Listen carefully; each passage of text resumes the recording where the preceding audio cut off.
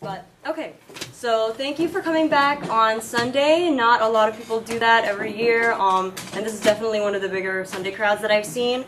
And I'm happy to present our fourth plenary, which is going to be SDS against racism and groups against racism. And our speakers will be Chacha Jimenez, who was in the Young Lords, Frank Chapman, who's in the Chicago Alliance Against Racist and Political Oppression. We will have video chatting in Michael Sampson from the Dream Defenders, and we'll have Yuseli Flores from Youth Empowered in the Struggle, a youth. And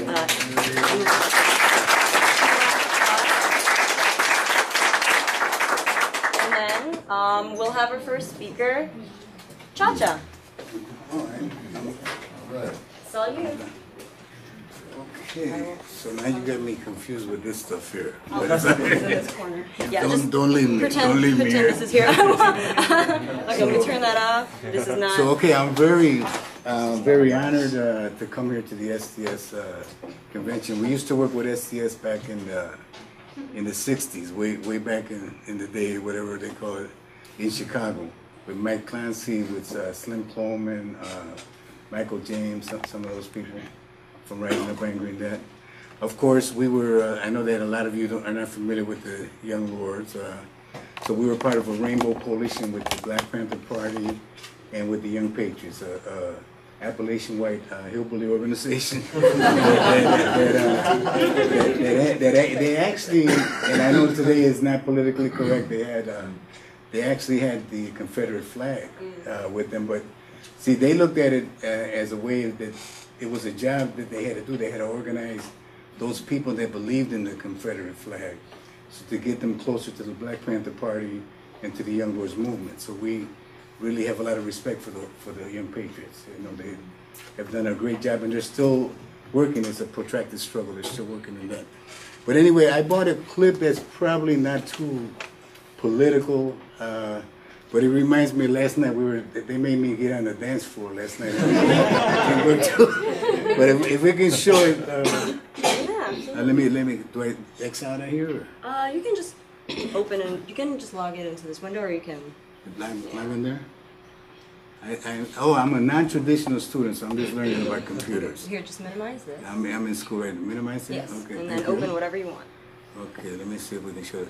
So I'm just going to show a small clip, and in this clip, it's the Caballeros de San Juan and Damas de Marias, Lincoln Park, Chicago.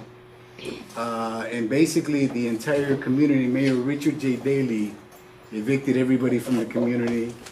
But I just want to show you, it's not political, but I just want to show you the people, our parents.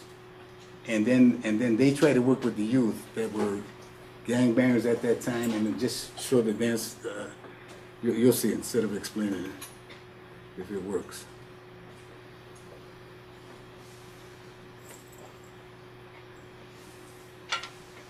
Everybody welcome. Muy bien, bienaventurados. Entonces, si pueden ir allá, sería muy bueno. ¿Está bien? Pueden salir ahora.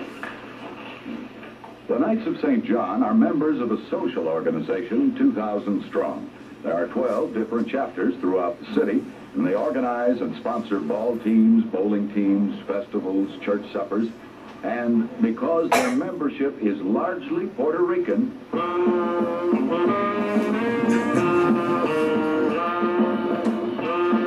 dancing, and watch some of these moves. They're pretty good. Puerto Rican when he learned to dance, and he won't be able to tell you. He just can't remember that far back. Puerto Rican boys admit to being better dancers than the girls, but they hasten to add, with Latin gallantry, that they are better only because they have more opportunity to practice. Puerto Rican girls are not permitted to attend dances without a chaperone until they're 18 years old. Puerto Rican boys, on the other hand, have much more freedom. They're allowed to come and go just as the dances, the mambo, the samba, the jerk, the monkey, come and go. We asked some of these young men what they'd like to be.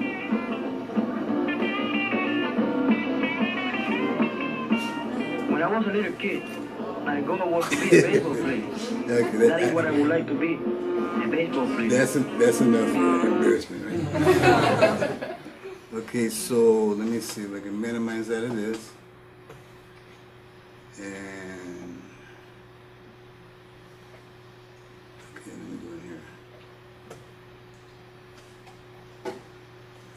so I was trying to find a big word because I told you I'm a non-traditional student. So I'm trying to learn some big words so I can relate to the SDS. So I found a word, not telepathy, teleopathy, which means the unbalanced pursuit of mission and goals. It basically means we go on a trip and then we forget the reason why we went on that trip. And so we go on a trip and talk about the dictatorship of the proletariat or some kind of Fifth International, something like that. and then we forget that if that's what we want, if that's our goal, we have to actually go out and organize the proletariat, you know, the people in the community. And it's not about us.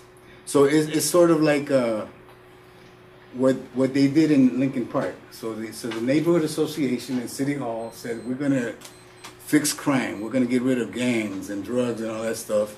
And then they found out, they got corrupted in the way. They found out, hey, this is good real estate market here. We can make a killing here. We can make some money. So then they forgot about that and they displaced an entire community. That's who they displaced. And they pushed us to the suburbs in that. So that's teleopathy. But we do the same thing in the movement. Because, again, we say we're for the dictatorship, for the proletariat, or whatever, and then we speak to the choir all the time. We speak to ourselves. And we're in schools, and you know, during that time, we had like 15 or 16 people that did all the work. And the rest were called rally lords. But 15 or 16 people did all the work. You really don't need a lot of people. You just need to stay focused on the mission. And the mission is to organize the community, and we organize that community. These gangbangers, these people were fine there, they're nice. They got real, later on they got worse than that. I mean, we started killing each other as gangs. So we were just like any gang in Chicago, but we started organizing them, and we were able to organize the community, and not only the gang, because the police, the COINTELPRO, came down heavy on us. In fact, they killed Reverend Bruce Johnson and Eugenia Johnson. They stabbed him 14 times and his wife 19 times and crushed her head and everything. And then they tried to say that all Puerto Ricans carry knives, so it had to be the young lords that did it, but they were our main supporters. And in fact, we were in jail. People were going to jail and stuff like that, and it was 2 months just before Fred Hampton and Mark Clark got killed. So, and so people don't connect the dots that they were raiding Panther offices all over the country at that time and killing people all over at that time, you know, sort of like what's going on today, you know, in the African American community and that. And so people didn't connect the dots because we were so worried about ourselves and our ideology and all that stuff. And so, you know, we're saying it's not about what we believe in, it's what the people, the proletariat, their level of consciousness, where they're at, then how can we raise that level of consciousness? And so that's what we embarked on that. So we went from there, and then we, and I don't want to take too much time, but what I'm afraid of is going on this and then lose, not being able to come back. So let me first start with somebody that you would know. Where is it? Go up to slideshow. Slideshow? Yeah, it's all the way at the top. Yeah, I appreciate that. The slideshow is on the top, right? I can't find the picture. I must have erased it. Oh, it is actually. But anyway, here's another picture that's similar. Oh, here it is. Here's, I want to show you a nice, beautiful picture. So there's Chairman Fred Hampton on the left.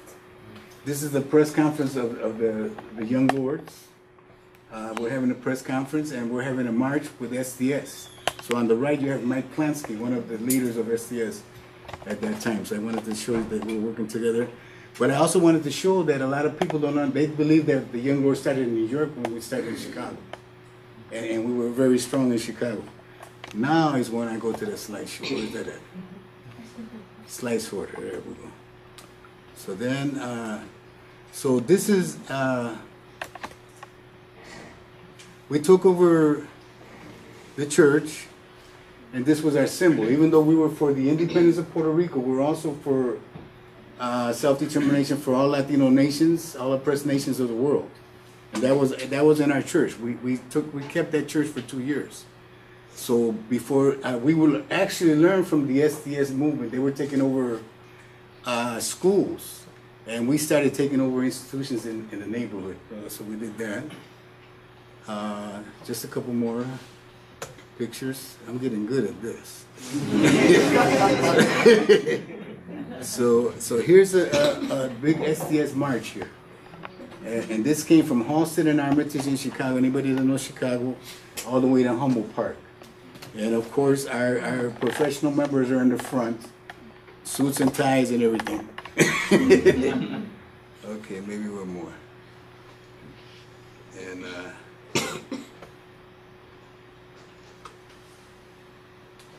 okay, so I just showed this. So this is some of our original Central Committee. Tony Byers is from Milwaukee. He's the second one to the right. And he's he works at the Latin American Center here in Milwaukee, and he was part of this university too. So we're, like we said, we're in a protracted struggle.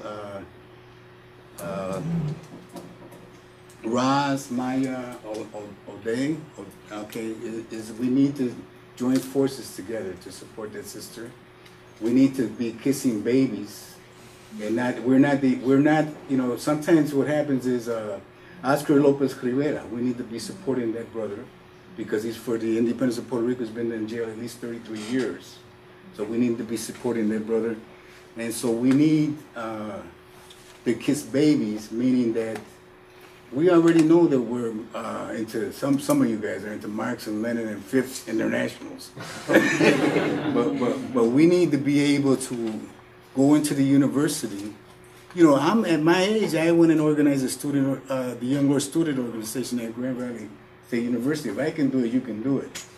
So we need to go into the universities and really build SDS again, like it was in the 60s. And really, it's not about us, it's about where their level of consciousness is. If they're dancing and doing the split, or whatever you guys were doing last night, if they're doing that, that's what we got to do to start. Okay, power to the people.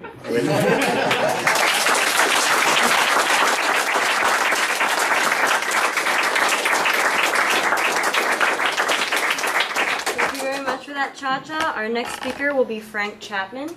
Would you like to come up, or would you rather speak from there? Everybody can hear me, right?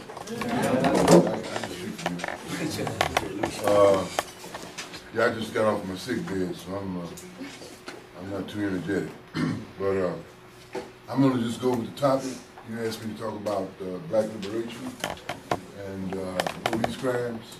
I didn't bring enough paper, but for those of you who might care to check it out, go here. I mean, it's good right here. It's good. Just take it as far as it'll go. And those are just some notes having to do with the Voting Rights Act, but more than that, having really to do with the historical roots of the crisis of democracy in our country. A lot of people don't know what the historical roots are. And so it's directly connected with the struggle for black liberation. So let me talk about that for just a second. Our country was born in not just simply a revolution, but also a counter-revolution. Because it was born at a time when slavery was legal and practiced throughout the 13 colonies and a good part of the Western world, all throughout the West Indies and so forth and so on. And so we were born with that congenital blood stain because the first president of the United States was a slave owner. First, okay? Most of the people who were involved in the Constitutional Convention that really framed that Constitution so it would fit and excuse slavery. So, and it was not a Southern problem. It was a problem throughout the colonies. They got a grave up in New York now that they're talking about, grave of slaves. You know, that grave speaks thousands, it speaks millions of words about what history might have been. But let me just push this real quick. The main point I want to make here is the democracy was flawed in the very beginning, even as a bourgeois democracy. It was flawed because it was born in slavery, you know. And the rebels, the revolutionaries who fought against the British Empire at that time to create these United States of North America, you know, those people were also fighting to hold on to their slaves. They wanted the control of that market for themselves, for their own enrichment, you know. So this started out being a big problem, you know. Now, pushing ahead real quick, the problem came to a critical point in 1861, where slavery was now incompatible with the industrial expansion of the United States, okay? It had to be dealt with. Okay, so it was dealt with. There was a civil war. But the Civil War would not have happened, at least the way that it happened, if the slaveholders had not rebelled. They were the ones that rebelled, you know. So once again, they're trying to redetermine how this republic moves based on the enslavement of black people, okay? And they lost the war.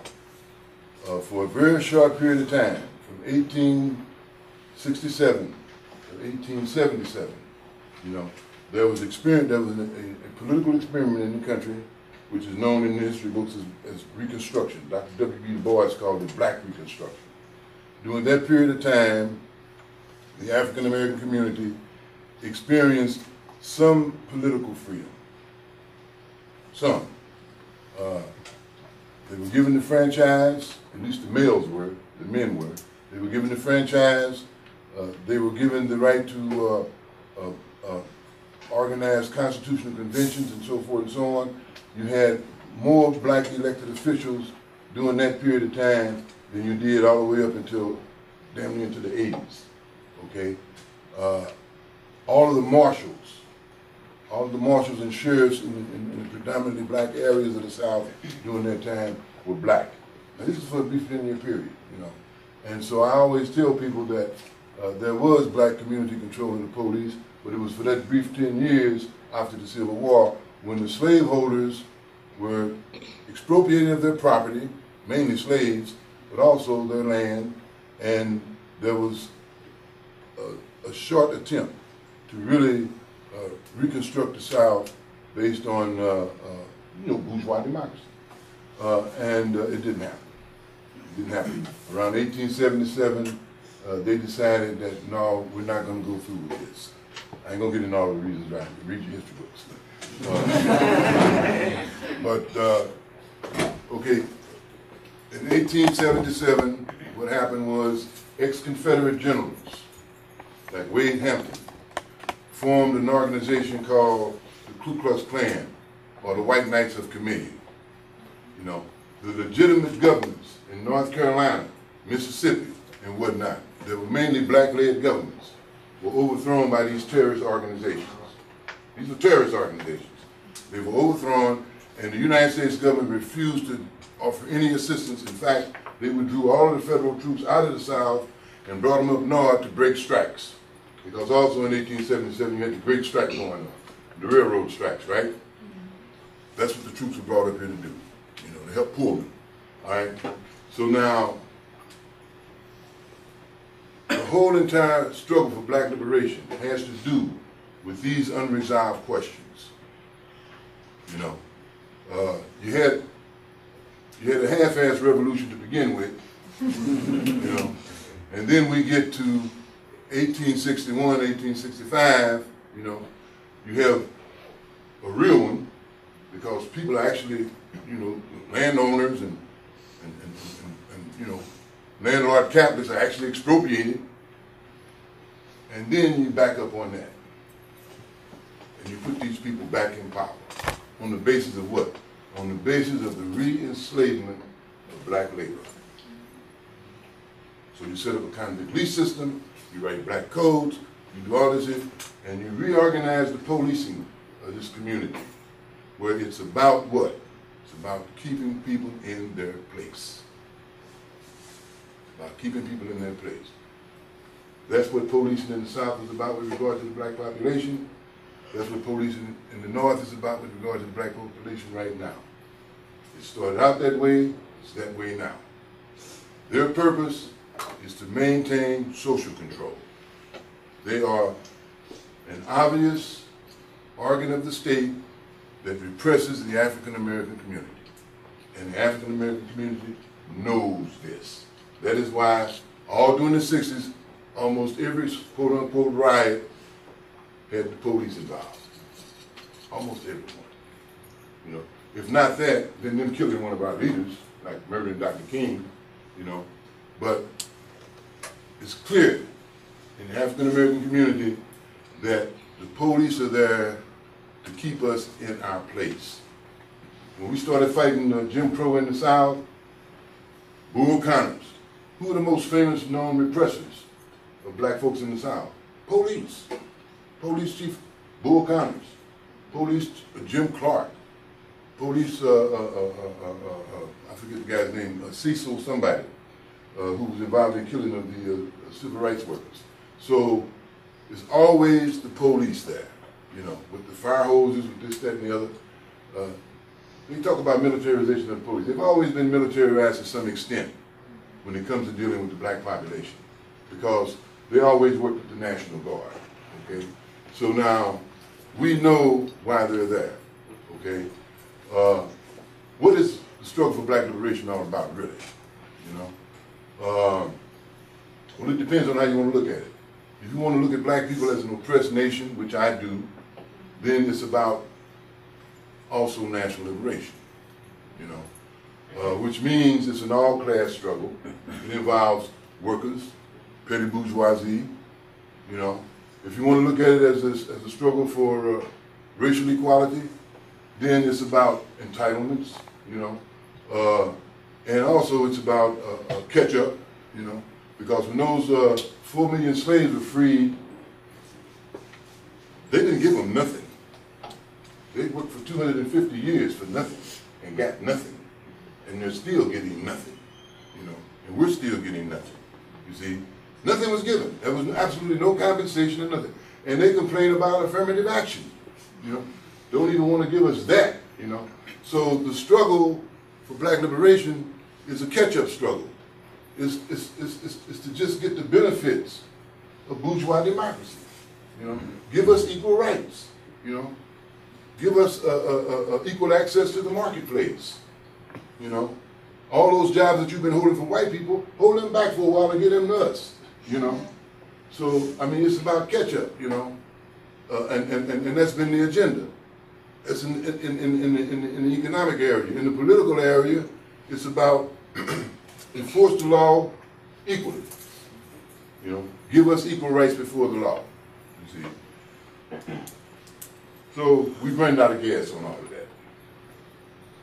Because this society, at the present moment, cannot deliver on none of that. This went on for too long. See, capitalism is dead. We just haven't buried it yet.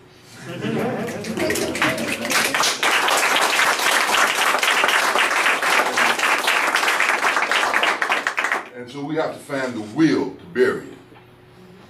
You know, that's a conscious act. You know, it's not spontaneous. People are not going to just automatically rise up and bury capitalism. They got to be organized to do that. You know, and hopefully that's what your organization helps us do. But now back to police crimes. Okay, given the political crisis that capitalism is in right now, believe me, if you think that they can deliver on democracy, then you might as well move to another planet. They can't do it. They cannot do it. They can't do it in Europe. They can't do it here. They can't even do it in the social democracies. They can't do it. They ran out of gas. Okay? So what does that leave us? What does that leave us? That leaves us fighting for survival to get the job done. Okay? And so the African American community is now considered to be, by this system, dispensable. You know? So they can do mass incarceration, it's not by accident that these murders are now become like blatantly open, blatantly defiant, and that they're not being punished for it. Not being punished. You know. Right now, this government stands in violations of international treaties with regard to the treatment of African Americans by the police. Treaties that they signed a shorter time ago as the 90s. Yet they won't do anything. They won't do anything. When the DOJ did their report on Ferguson, what they came up with was this. The Ferguson police are racist, they're corrupt, but Michael Brown got murdered justifiably. That's what they said. You know? So they're letting you know they're not going to do nothing. They're not going to do anything. So that leaves the onus where it's always been, and that's on us. You know, the people have got to straighten out this problem. You know, and that's what we're doing in Chicago. That's how we're organizing people. You know, we're saying to people, you cannot depend on, and it's a very important message. You cannot depend on the politicians to deliver. They haven't delivered in the past, and they're not going to deliver now. And if they do deliver, it's only in order to take back at a later date. You know, it's a temporary thing. It's to kind of get you to hold the dogs off so they can catch their breath, and then they're right back on you again. Okay? So who you going to do? Who you going to get? We have no choice to do what like Chacha said. You know, we knew the solution back in the 60s, but we were racing against time and against an enemy who we didn't even understand at that time. The community. It's got to be organizing people in the community, door by door, block by block, neighborhood by neighborhood. I'm sorry, people, there's no answer to this. You know, there's no quick fix. You're not going to have a quick demonstration and this should be over with. That's not going to happen. You know, there's got to be grassroots organizing like they did in the South in the 60s when they were organizing to get the Voting Rights Act. That's what SNCC did. That's what they did. We wouldn't have a Voting Rights Act if they hadn't done it like that. That's what they did. They went past King. You know, they went past the demonstrations. They went past the political theater and the spectacles. They went past that. They went past trying to morally embarrass the enemy to make a change. They went down there and got people like Fannie Lou Hamer and did some grassroots organizing, and that brought about that big political change called the Voting Rights Act, which was really the most serious thing that happened in the 60s. And now that's why it's under attack. You see what I'm saying? So now, we got to go there. That's what's got to happen. It's not sexy, it's not romantic, but that's what we got to do. You know, it's blood, sweat, and tears. You know, organizing oppressed people is not a walk in the park. You know, it's hard work. You know, but that's what we got to do. That's what we got to do, and that's what we are doing in Chicago. When we talk about we want an all civilian, all elected Police Accountability Council, that means just that. And if we're talking about fighting for community control of the police, then let's take it back to all of the other things that were said. That means that we are fighting to give organizing space to our people so they can fight for jobs, so they can fight for better housing, so they can fight for a change in the miserable social conditions that they're not confronted with. Because they don't have that organizing space, as long as they got them cops breathing down their neck, you know, throwing them up against the wall, stopping frisk. You know, we live in a virtual police state in the black community. We live in a virtual police state. Because they do all the things to us that they do in the police state. So now we're talking about changing that by not fighting for this police to be prosecuted. We're going to do that too, or that police to be prosecuted. But that's not the struggle. The struggle is for community control of the police. So we have a say in how our communities are policed and who is policed by. That's a democratic struggle. You know? And it's also a pivotal struggle in terms of the black liberation movement at this point in time. Because if we can't stop the repression, we can't start the liberation. You know? So we have to stop the repression. You with me on that?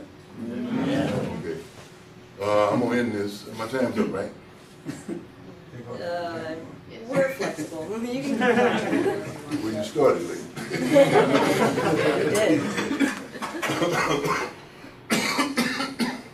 So that's where we're at on this. I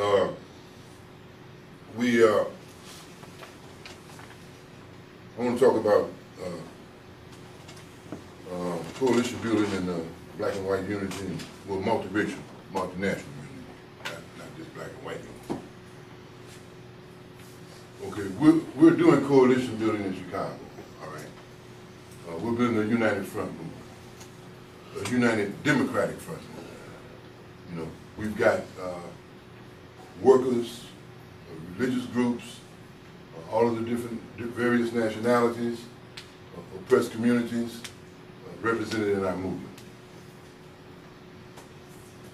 Whenever you build a movement like that, there's always a tension between principle and compromise, okay? The principle that we're fighting around is community control of the police, okay? That's the principle. That's what we're standing for. We're standing for that. Like Malcolm X said, if you don't stand for something, you'll fall for anything. We're standing for that, okay? Now, there are other people come in and say, well, let's have community policing. Or let's have a partnership between the community and the police. No.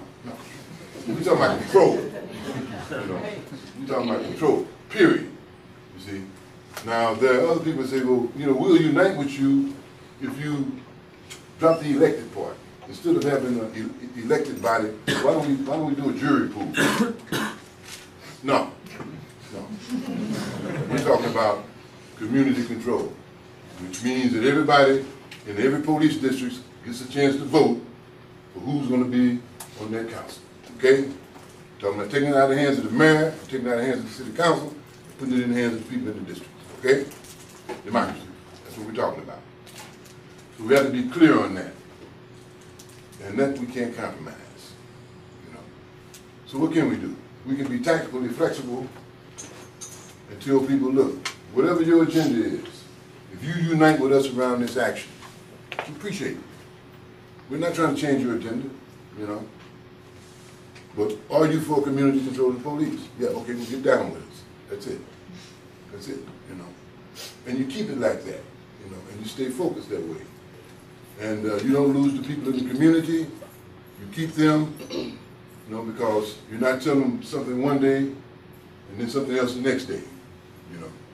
Your message is consistent, your struggle is consistent, you know. A movement like that builds and grows, you know. So I'm going to end it with some words from my, one of the revolutionaries that I really admired a lot during the 60s. His name was Amilcar Cabral. He defeated the Portuguese in Guinea-Bissau. He was visiting Cuba, and Fidel said, Amilcar, how you gonna have a liberation army? You don't have no mountains. I got mountains in Cuba. So Amilcar Cabral said, the people are my mountains.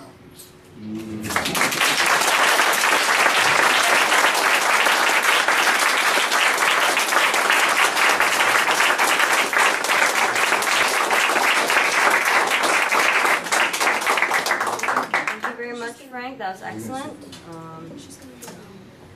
We have Michael Sampson from Dream Defenders next. Yes.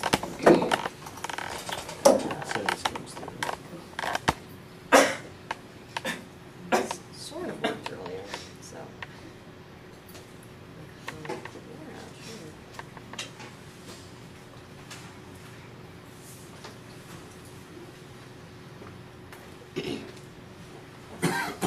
Hello? Hello?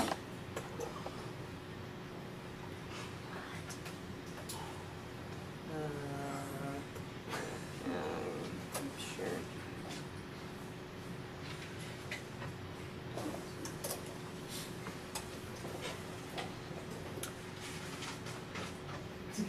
My?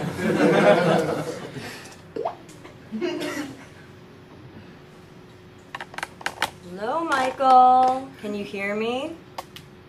This is so strange. Am I just by myself here? No, technically not. Oh, should...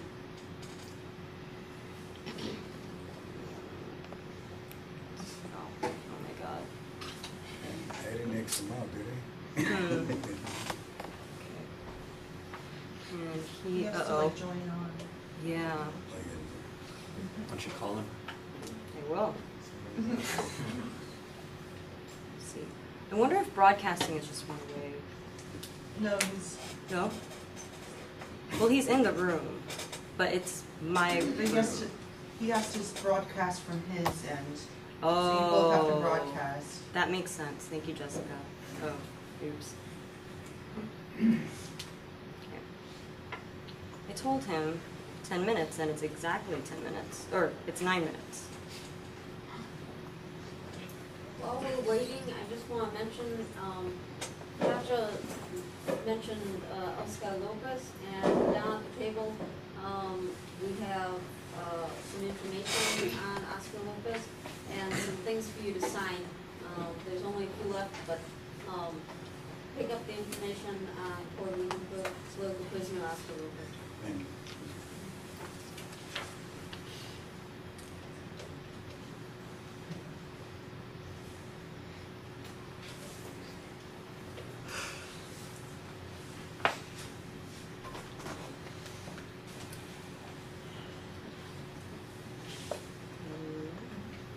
Okay, I'm gonna call him. Oh, here he is. Oh! Oh! Hey, Mike! Sorry, it wasn't actually 10 minutes, it was like 19 minutes, I just realized. Can you say something? Something. Nice. You're so clever. You have to mouse it. Okay, let me see if I can maximize this. Dang, I don't know if I can. Click on that wrench. On the right. Wrench at the top. No, No, no, when it's- you hover over his face. Oh. Oh. Oh, maximize this grayed out. Yeah. That's weird. Okay, can I close this maybe? What if you stop broadcasting? Yeah, because then you won't. Don't. Oh, is it get tiny chat Okay. row? Just tiny Or, 'cause chat. he only needs to talk to us, right? That's what that means. Yeah. Yeah, So so, you could stop broadcasting, and then if you have to tell him stuff, you can like type it. no, if I press stop broadcasting, this all goes away. Oh, just. Yeah. So, Mike, can you go ahead and say a sentence? Just improvise. About myself. My name is Michael Sampson. Okay, cool. Very original. We just need to be able to hear you. Can everyone see him, like, decently? Okay. So, yeah, go ahead. Yeah, so I'm happy to be here with everyone. I'm happy I wish I could be there in person. Unfortunately, living in the society that we live in, some stuff isn't possible at all times to be a million places at one time. I'm definitely happy to be here. I'm happy to speak to y'all. I always enjoy going to SDS conventions. I always enjoy meeting all these awesome people who are trying to change our country for the better, which is a positive thing that we should all be trying to do. So in terms of giving kind of a brief rundown of who I am, I first got involved with student organizing on the campus of FSU. I was involved with education rights, very much SDS sort of organizing as well. Mike, sorry, 1 second. Can you speak louder? Okay, yeah. Can people hear Yeah, him? you hear me now? Yes. Yeah, okay. If anyone Yeah, can hear him, so- just raise your hand and we'll have him increase the volume. All right, you just yell into the mic button. No problem. Yeah, so I started doing student organizing, got involved with activism in 2011. I was involved with a lot of education rights stuff on my campus and whatnot, trying to fight for justice. I worked with SDS Gainesville and Tampa. We did statewide action. It was a very beautiful thing. And then in 2012, when Trayvon Martin was viciously killed by George Zimmerman, there were a lot of black and brown people in the state of Florida who wanted to take action and wanted to be involved with taking action. So there was a march organized from Daytona Beach to Sanford. 40 of us, a couple folks in that room were there as well. Chrisley was there as well. 4 days. We marched to Sanford, Florida, and we shut down the Sanford police station. 6 of us. So out of that, an organization was born called the Dreaming Family. So my work in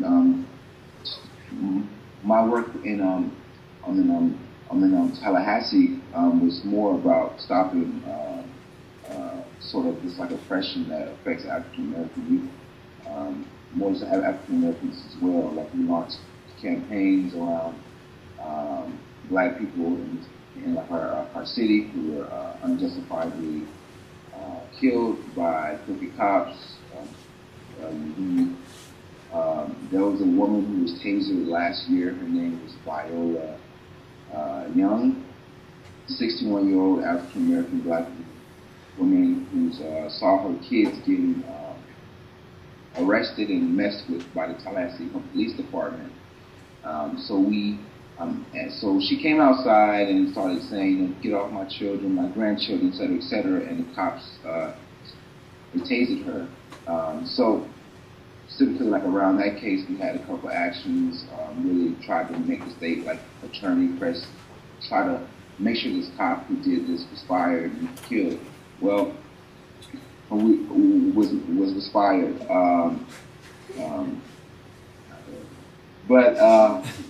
Mispronounced my words. But so like out of that case, we did a lot of action and whatnot, and the state attorney's office was able to drop all of the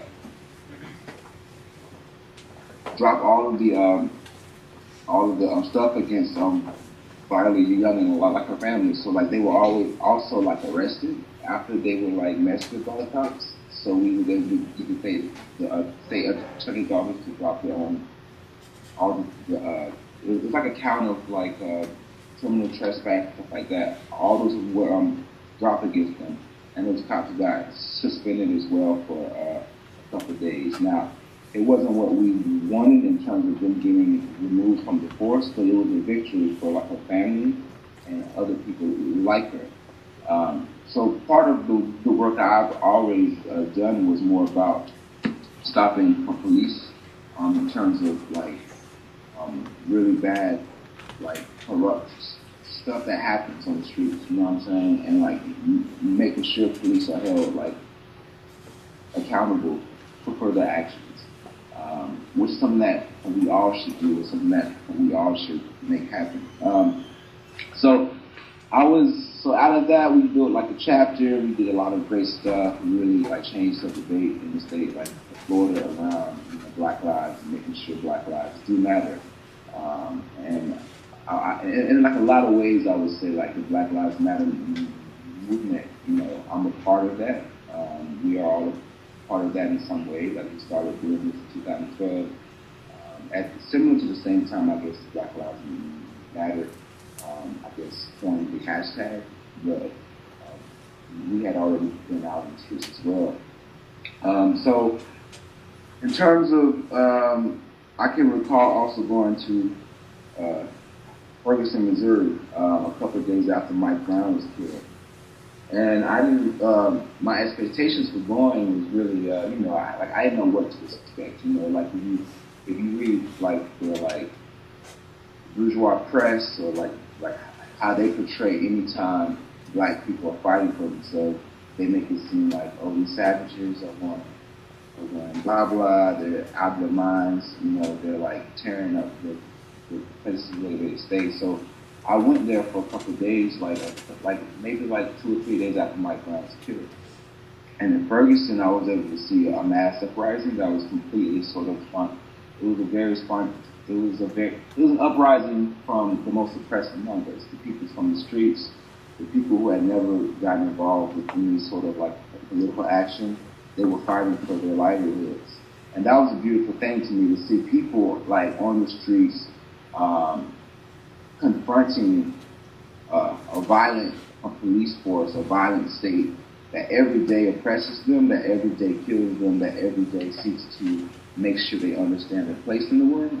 And to see people like that taking power back for themselves and organizing and being out in the streets and taking charge, that was a very inspiring thing for me.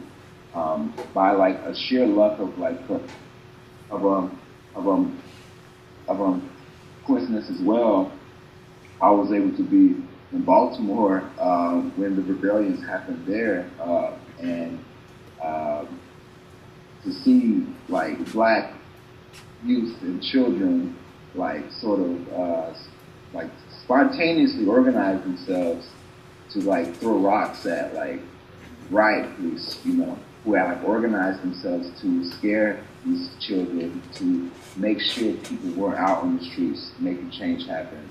And to see them spontaneously organize themselves and fight for their livelihoods is also another beautiful thing. You know, I saw tear gas in Ferguson. I got tear gas. Baltimore, it's more like smoke gas and gas canisters, stuff like that. But to sort of see like an uprising of oppressed people rising up and fighting back, I think that was a very inspiring thing, because oftentimes in the movement, you know, you can get sort of like a nihilism of sorts in which, you know, you just feel like totally like apathetic to the whole thing. You know, like all this really fucked up shit is happening, all this stuff is happening, there's nothing I can do as an individual to make the change and make sure we can fight back against like racism and national oppression. But like change is happening every day. You know, like people in Baltimore showed us the way. Like people like Ferguson showed us the way. We have a mass uprising, Black Lives Matter, the chapter, these other organizations fighting for black people, African Americans in this country, fighting for their own rights. You see how that's changed within a year. Like this has only been like a year and a half, and we've seen so many actions being developed. Mike? We have high schoolers in Jackson, and they had like a protest of 70 people. You know, that's like something that like is like, wow, that happened, and we didn't, you know, like that's amazing. Like people like are trying to make stuff happen. And that's something that we should all take back from this, you know. There's sort of like this country is going through a lot of fundamental sort of like changes, especially, in my opinion, the ruling class can no longer rule in the way they used to, and sort of like oppressed people can no longer take how they've been oppressed, you know. But what we need more than anything is organization being built. Our campuses, the cities, to make sure that we can put pressure on these institutions that continue to oppress us. I think sort of, you know, on the state, in a lot of ways, the state is the main sort of. So we have a broader like analysis of economics and how like society, like our system, like our like capitalist system like oppresses us. You know, like that's a pretty, you know, like we know that happens. Like, we see it every day. But a police state in itself is sort of, with oppressed people, the first sort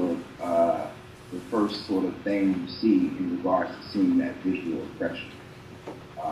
The police are the ones who, like in Ferguson, were pulling over like mostly African Americans to give them like a ticket, you know what I'm saying, to search their cars, to make sure that they would get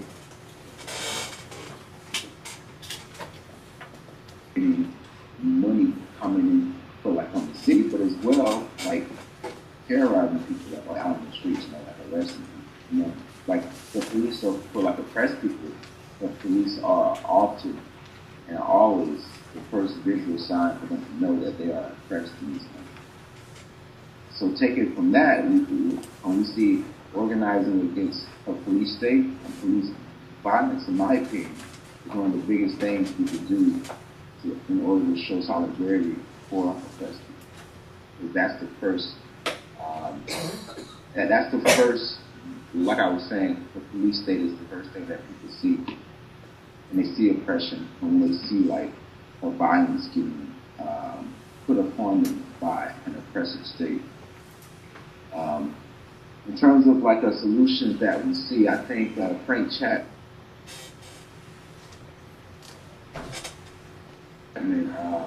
You know, it was a great honor to learn a lot. This guy, I think he's in the class, and we should definitely talk to him more. He's a very smart guy, and sort of seeing what they're building in Chicago with the civilian accountability board there. That's a very powerful tool, in my opinion, because a council like that literally shifts the power and relationships between the press people and the police. So right now, African Americans, poor people, Chicano people, we have no control over the police. That is strictly ran by the ruling class, because like the police serve the ruling class, you know. But a revolutionary sort of a reform or demand like civilian police accountability board or council, that would totally shift the power relationships between the press people and the police. So we have individuals in each police district with the ability to investigate police crimes, to have all these sort of like jurisdiction, sort of like the powers to hold them like accountable. That's a very powerful thing. So I think CPAC, for example, is one huge step that we could all take, not like our cities, to make sure that's passed, to push for that, because that's a very revolutionary demand that would totally shift like power for like our communities, the press communities. I think overall, in terms of how do we end this injustice of racism, national oppression? Like, you know, we see people getting killed every day.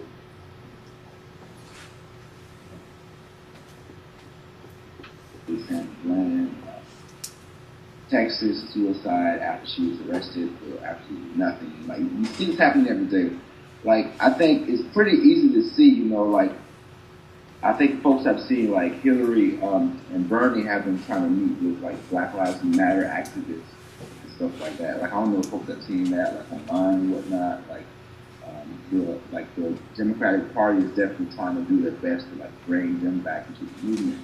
I think what we clearly see is like that is fear on their part, because they see a movement that's being built independent of them, that's being built by the most oppressed among us, you know, like, and I think the only way we can solve any of our problems is through actions, through movements, through taking the streets, is through building an organization that can lead press people to take the streets, because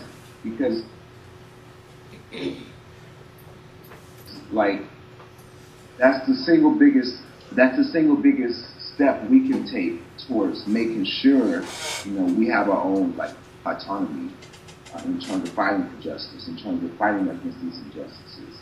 I think the movement is the biggest thing that we should be investing our energy into, building our chapters, like our SDS chapters, or whatever organization we're part of, building our chapters, investing that energy, building those type bonds with people we work with, but also building those bonds with, let's say, the Black students like on campus, or the Latino students on campus, or like students on campus who are often marginalized in, let's say, like a predominantly white institution. Building those bonds, because those are the people who are going to take action, who are going to hit the streets the most, because they're oppressed in and outside of like a campus. You know what I'm saying? So I think the movement is like a solution to sort of these injustices that we face. Like, we have to build a strong movement for any racism and national oppression. In terms of you know, what can SDSs do to stand up against the police crime and able to, like I was saying, organize. I think that's the most important thing.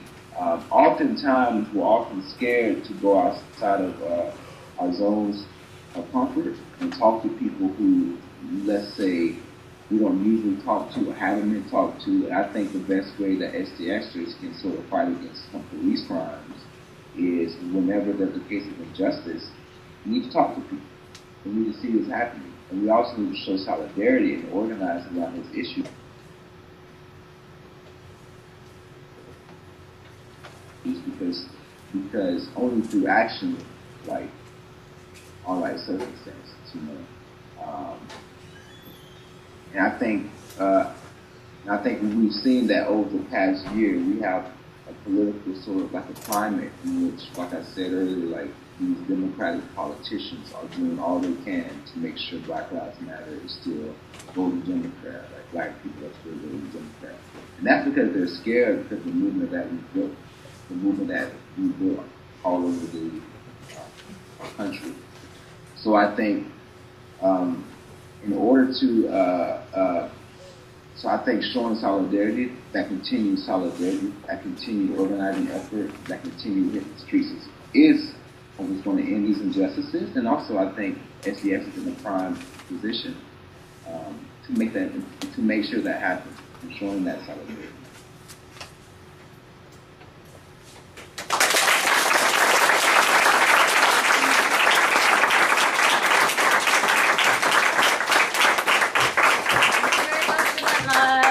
Okay, have a good afternoon wherever you are. Bye. Everyone says bye. Thanks very much. And now we have our last speaker, Giselle Flores from Youth Empowered in the Struggle.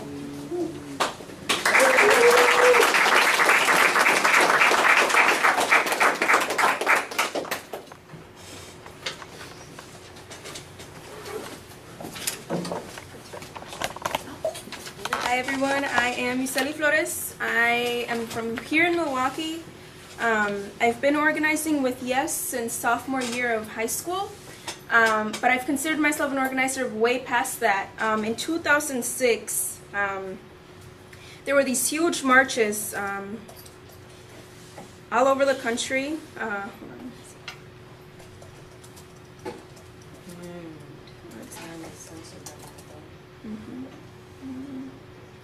gonna go to images. So these, at that time, I was in Milwaukee, and my parents were scared for this because they thought it would mean deportation instead of a type of reform. So there was a march going on, and I remember I was 10 years old, and I was going to school, and my uncle offered to take all of my cousins to school that day. And instead, he didn't take us to school. He took us to downtown Milwaukee for one of these marches. And I remember we went to Walmart before that, and he bought us white shirts. All of the little kids, we were all wearing white shirts. And I came home, and my mom was pissed because they called her and told her I didn't go to school. And I'm very thankful, you know, for my uncle to, here, this one, to have done something. This is from Milwaukee. This is Voces de la Frontera. This is more recent. And no, yeah, it is. And so since then, I started to lose my fear for coming out as undocumented. And not until 2011 when I talked in front of there was a rally for Brown versus Board. So bridging that gap between, you know, Black Lives Matter, Black liberation, and like Latino liberation. I came out as undocumented to 300 people in the north side of Milwaukee, which is predominantly Black. And so I was on the news, right, and my mom's watching this, and she's like, did you just tell these people you're undocumented? And I was like, yeah, you know, I kind of did. And so I got into trouble, you know. She was like, you need to stop going to your little organizations. They're so, like, you need to, like, not say anything. And at that time, I didn't know that I could go to college, too. So my parents were like, yeah, you can just start working, we'll get you a social, whatever, right? So I was like, no, like, that's not going to happen. After I came out as undocumented, I felt like I didn't gain I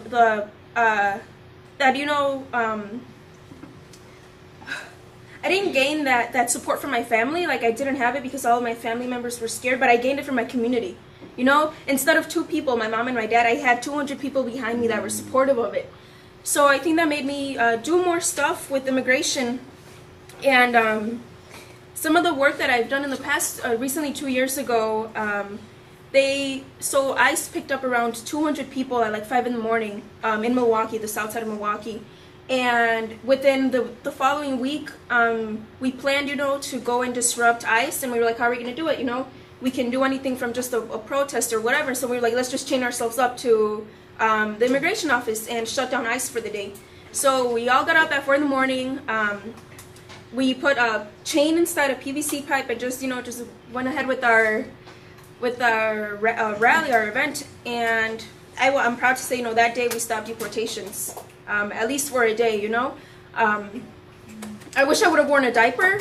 And that's not an organizing, I guess, error, because we would have lasted it like all day, but like we had younger kids. I'm so proud of 2 girls. Their father was detained. One of them was a freshman in high school, the other one was a 4th grader, and they went ahead and like carried these like 15-pound PVC pipes and just in support of their dad. And thankfully Manny Lopez, he's been released because he was arrested for a crime that he committed that he had already served the time for, and that's unlawful. And that's what they do to our brothers and sisters in the Latino community, but also in the Black community. They pick them up, and sometimes because of our lack of knowledge, just like my parents, they didn't know that it was okay to be loud and to talk about it. And and so just that basis of deportation here in Milwaukee, like it happens like nationwide, it happens everywhere. When you hear of things happening like tuition equity, like not having in-state tuition for undocumented students, that's a problem too, because it makes you have to go into the workforce because you don't know you can go to college. I turned 18 and my dad was like, oh, you can get married now, mija, and go and get a job, that's fine, you can be a server. And I was like, no, I'm going to go to college. And for a long time I didn't have that support, for a very long time. And finally, I guess this discrimination started past, the Bracero movement in the 40s. They kicked out, 2 million documented and undocumented Mexicans. They left their families here, and those are like the grandparents of the Chicanos. They're the ones that like the children never get to see. It's sad because, during the 40s, the 60s, the same thing was happening with Black liberation movements, and we can never see that gap tied. You never see that gap tied, but when you see young lords that are getting killed, just like Black Panther members are getting killed during the same time. Like you said it perfectly. We fail to see those ties. What Martin Luther King was doing, he was like connecting the African American community with the Latino community, with the garbage workers in New York. And once you see that unity, that unity, once I guess the police, the police state sees that unity, the first thing they have to do is dismantle it. They have to put people on each other's heads, they have to infiltrate and I guess, I'm losing the word, blackmail each other. And that's one of those errors that like we commit because we fail to realize that our own people are, sometimes they believe they're one step ahead of us, and they're our own people, we should be on that step together. And with that history, you bring it up, and like there's still deportations going on. There's still these marches that, just like Brother Michael said, the Baltimore riots. The ICE, we're challenging ICE, which is another form of police. And they were scared we were going to riot too, in 2006, and no, nothing has been solved. And just recently, in 2013, we started doing this campaign, undocumented students coming out and requesting in-state tuition here in Wisconsin. And so, we did this in a park where a man was shot 14 times. He was homeless, he had mental illness, and we all heard about this, and we all have these people, but Dontre Hamilton doesn't just represent himself, he represents the thousands that have been murdered. And so, when we came out as undocumented students and undocumented youth, when we were trying to get in-state tuition back, we all, like, yes, all wore, the caps and gowns, and we went out in front of the park where Dontre Hamilton was killed. And we made sure that the media didn't just get coverage about us coming out as undocumented students, but about them killing Dontre Hamilton. The media failed to bring this up to light until like 6 months later, when finally another voice had to bring this up. Somebody else, that wasn't black, that like, you know, we had to give him a memorial, and it was upsetting that we had to do it as like undocumented students. And it's not upsetting, you know, because we got to tie those bridges. And after this, we created a coalition with community groups, and that's something that's hard for students to do, because as students, you're like, how do you, I think some of you went to the workshop yesterday, how do you bridge that gap between community members and students, like what happens next? So what we did was we went out into the community and, you know, organized. We didn't organize, you know, its own community organized. You know, you see Baltimore come out and like, it's the own people. Like, we were there to support the people, and that's something that we always fail to do, because we always think like, well, I kind of know more than you know. I'm more like politically educated, and no, like just like you guys said, you know, we have to be where the people are at. Never in front of the masses, always with them, you know. And just knowing that being an undocumented student that was able to bridge between a Black Lives Matter event and the 2006 immigrant marches that my uncle took me to, I think those are some of my personal and my community's biggest, I guess, achievements, you know. And they're not over yet, especially now with our SDS relationship here in Milwaukee. Like, we go hand, you know, we will go hand in hand. Like, they have like something that they need done. We're like, okay, you know, we're like here for you guys. And it's just having those relationships with people, sometimes even outside of like an organization. You like yesterday, you go out and you just like have these like convivencias, these meetings, you know, these dances and all of that, and that's where the people are at. We have to go where the people are at.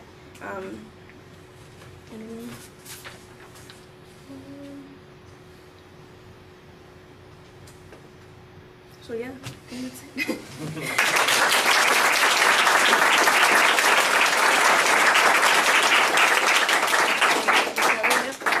Oh, Did I? Oh, no, you're fine, you're fine. I made a mistake. Yeah. But no, you're fine, you're fine. Okay, everyone. We're going to have the question and answer section without Michael. Oops. Oh, I feel terrible, but he probably signed off already. Okay, I don't think he knew about the question and answer section. But we'll have a question and answer section, so if you have a question for a speaker, please indicate who it is. If it's for all speakers, please say all. And we can go for around 10, maybe a little over minutes. So, are there any questions for the speakers who spoke today? I have a question for Frank. So you mentioned in your talk about community control of the police, or like policing the police, and you gave brief descriptions on like actions you plan on doing with that. But how do you like envision that in practice, like patrolling the communities to defend yourselves from unjustified and extrajudicial killings, or yeah, I mean, how do you like envision that in practice? Well, it's fairly straightforward.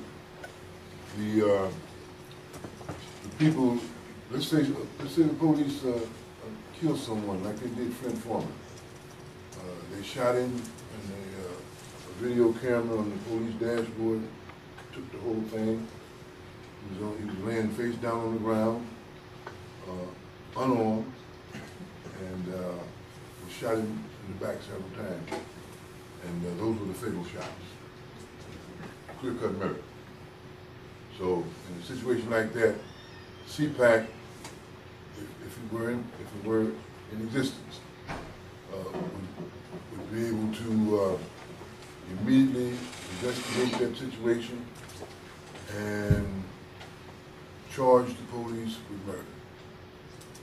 You know, no police would be allowed to be on CPAC. Civilian Police Civilian Police Accountability Council would be all civilian. Nobody with a police background could be on that, you know. And so we're talking about a civilian-controlled body people coming out of the community. So the community, if this happened in the 12th district, then the investigation would take place in the 12th district by the person elected by those people to carry that out. And if the state's attorney would be unwilling to issue an indictment, then we would be able to go to a federal grand jury and get the indictment. So that's what the people are being empowered to do. And usually when you give people power, they usually use it. And so while I'm on this, let me just say, I'm not saying that you raised this at all, but some people say, well, what if the wrong people get elected? Well, it would be the wrong people in that community because they would be elected out of the community. And if you don't believe in democracy, then why are you fighting for it? Are there any more questions? Yes, for Cha-Cha. I just wanted to know, like, for people who are studying previous generations, movements, and organizations, trying to figure out how best to like carry on the legacy and advance the struggle, what would you say one of the biggest lessons that you've learned from your experience that you would try to impart to younger folks? Something that maybe you feel like people haven't learned from in order to apply that. Oh, I think this thing that's going on here, we're trying to organize the people of the community. I think back in the 60s, divide and conquer was what the police used, COINTELPRO and all that, and so if that's the enemy and they're trying to divide and conquer us, then it's simple, like what Frank is saying, it's a simple thing. If they're trying to divide and conquer us, we need to unite ourselves.